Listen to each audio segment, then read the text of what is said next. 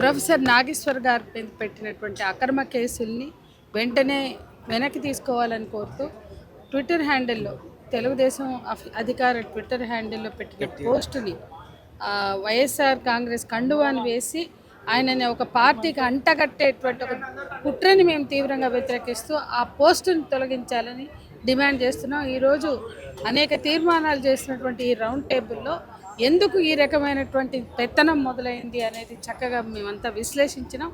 స్పష్టంగా చెప్పదలుచుకున్నది ఒకటే, మరి తెలంగాణ ఉద్యమ కాలంలో ఎన్నో రకాల దాడులు ఎదుర్కొన్నారు సీమాంధ్ర పాలకులు. అది ఏ పార్టీ వాళ్ళైనా, తెలుగుదేశం అయినా, కాంగ్రెస్ అయినా. అప్పుడు పెట్టని కేసులు, అప్పుడు లేని ధైర్యం ఇప్పుడు ఎట్లొచ్చింది అని కూడా మేము అడగదలుచుకున్నాం. ఎందుకంటే సీమాంధ్ర పాలకుల మీదనే యుద్ధం జరిగింది. ఏ పార్టీ వాళ్ళైనా వాళ్ళకి సంబంధించి అనేక దాడులు కూడా వాళ్ళు ఎదుర్కొన్నారు ఆ కాలంలో, ఉద్యమం జరిగిన కాలంలో. 14లో తెలంగాణ రాష్ట్రం ఏర్పడినాక వివిధ సందర్భాల్లో కూడా మాట్లాడారు. మన బీఆర్ఎస్ పార్టీని, ఆనాడున్న టీఆర్ఎస్ తర్వాత ఏర్పడిన బీఆర్ఎస్ మాట్లాడింది. అట్లాగే ప్రజా సంఘాల వాళ్ళ మీద చాలా విషయాల్లో గట్టిగా మాట్లాడాం. అక్కడ మాట్లాడాం, ఇక్కడ మాట్లాడాం. ఆఖరికి రాజధాని పూలింగ్, చంద్రబాబు నాయుడు రాజధాని పూలింగ్ చేస్తే మేం చేసాం గ్రామాన. మేం పెట్టిన మీటింగ్కే జగన్ వచ్చాడు, మేం పెట్టిన మీటింగ్కే పవన్ కళ్యాణ్ వచ్చాడు, మేం పెట్టిన మీటింగ్కే రఘువీరారెడ్డి, అంటే ఆంధ్రప్రదేశ్లో కాంగ్రెస్ ప్రతినిధిగా ఉన్న రఘువీరారెడ్డి వచ్చాడు. పెద్ద ఎత్తున రాజధాని పూలింగ్ చేయొద్దు, 36,000 ఎకరాలు చేశారు, 40,000 చేస్తామన్నారు. అప్పుడు కూడా మేము గ్రామాన తిరిగి పెద్ద ఎత్తున ప్రచారం చేశాం చంద్రబాబు పాలసీలకు వ్యతిరేకంగా. మేధా పట్కర్ని, స్వామి అగ్నివేశని తిప్పాం గ్రామాల్లో. ఎక్కడైనా ఉద్యమం చేస్తాం, అట్లాగే ఎక్కడైనా ప్రజల పక్షం మాట్లాడతాం. ప్రొఫెసర్ నాగేశ్వర్ గారైనా అన్ని విషయాలను విశ్లేషిస్తారు. అన్ని విషయాలు ఆయన ఒక రాజకీయ విశ్లేషకులు, ఆయన ఒక జర్నలిజం ప్రొఫెసరు. ఆయన మాట్లాడతారు, అనేక సంవత్సరాల నుంచి మాట్లాడుతున్నారు. కానీ మాట్లాడిన దాన్ని అది ఏమంత పెద్ద విషయం అని ఇంత సీరియస్గా మేము అనేక ఉద్యమాల్లో అంతకన్నా సీరియస్గా మాట్లాడాం. తెలంగాణ ఉద్యమంలో మాట్లాడాం, అనేక ఉద్యమాలు. కానీ ఈరోజు రేవంత్ రెడ్డి ఇక్కడ ముఖ్యమంత్రి వచ్చినాక వాళ్ళకి అంత ధైర్యం వచ్చింది. 10 ఏళ్ళు లేని ధైర్యం, తెలంగాణ ఉద్యమంలో 6 ఏళ్ళు లేని ధైర్యం, అంటే 16 ఏళ్ళు లేని దమ్ము ధైర్యం ఈరోజు ఎందుకు వచ్చింది? ఇంతకన్నా భయంకరంగా యూత్ అయితే భయంకరంగా తిట్టారు, మన వాళ్ళు పాటల్లో కూడా చాలా ఘోరంగా తిట్టారు.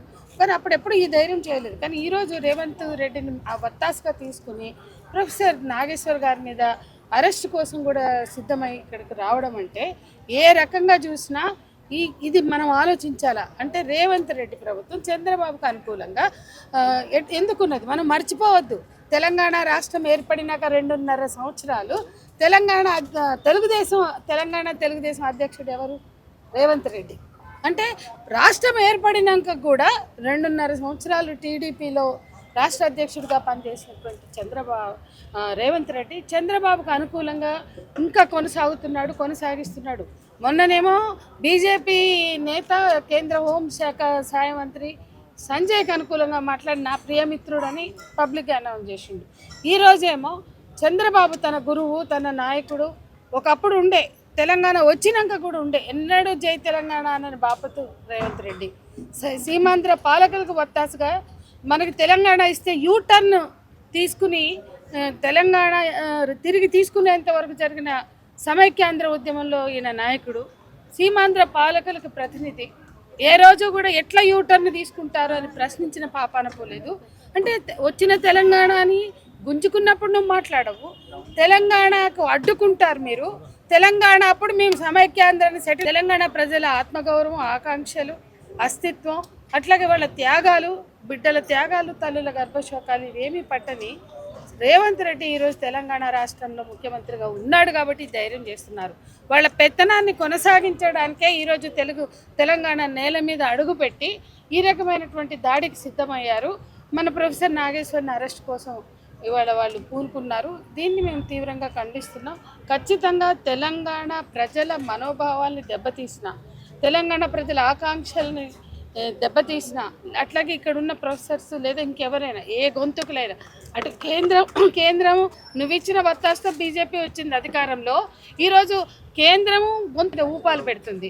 కేంద్రం చేసే పని వీళ్ళ చంద్రబాబు కూడా కొనసాగించడానికి సిద్ధపడుతున్నాడు. కాబట్టి దీన్ని తీవ్రంగా వ్యతిరేకించి మనం వెనక్కి నెట్టబోతే రాబోయే కాలంలో తెలంగాణలో ఇటువంటి కేసులు పెరుగుతాయని చెప్తాను.